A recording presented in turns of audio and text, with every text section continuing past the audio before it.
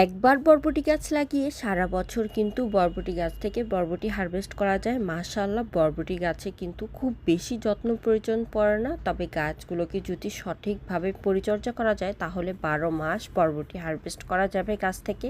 এই গাছটাকে আমি লাগানোর পর থেকে 2-3 দিন পর পর এইভাবে করে আমি বরবটি হারভেস্ট করেই যাচ্ছি। মাশাআল্লাহ, আজকে অনেকগুলো বরবটি হারভেস্ট করব ছাদ বাগান থেকে। আর দেখুন কি পরিমাণে বরবটি হয়ে আছে, সাথে আবার নতুন করে ফুল চলে এসেছে।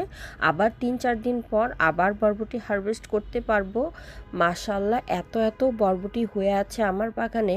আর বরবটি গাছগুলোকে যদি একটু পরিচর্যা করা যায় তাহলে কিন্তু ফলনটা আরও বেশি বেড়ে যায়। আমার গাছে যেহেতু খুব বেশি পরিচর্যা আমি করতে পারছি না, তবে আমার গাছের ফলন কিন্তু খুবই ভালো, কারণ আমি প্রতিটা গাছের মাটির সঙ্গে সবজির খোসা মিক্স করে তারপরে গাছগুলোকে লাগিয়েছি। আমার বাগানে মাটির পরিমাণ কম হলেও সবজির খোসার পরিমাণ কিন্তু অনেক বেশি। এই সাইডে কচু গাছে প্রচুর কচু শাক হয়েছিল, লতিও হয়েছে। প্রথমে কচু গাছগুলোকে কেটে নিলাম, এখন লতিগুলোকেও হারভেস্ট করে নিব। এবছর লতির ফলন খুব বেশি হয়নি, আর আমি লতি গাছও কমিয়ে ফেলেছিলাম এবছর। গত বছর অনেক গাছ লাগিয়েছিলাম, এবার যেগুলো নিজে থেকেই গাছ হয়েছে সেগুলোই রেখেছিলাম, আর নতুন করে কোনো গাছ লাগাইনি লতির গাছ। আল্লাহর রহমতে বাগান থেকে প্রতিদিনই কিছু না কিছু হারভেস্ট করতে পারি।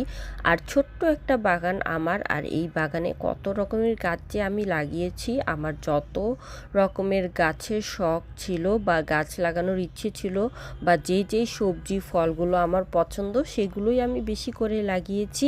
আর বেশি পরিমাণে মাটি কিন্তু প্রয়োজন পড়ে না। আমি কিন্তু আগেই বলেছি আমি বেশিরভাগ গাছই সবজির খোসায় লাগিয়ে থাকি। বিশেষ করে সবজি গাছগুলো সবই আমার সবজির খোসায় লাগানো। এখানে মাটির ভাগ খুবই কম আর সবজির খোসার পরিমাণটা অনেক বেশি।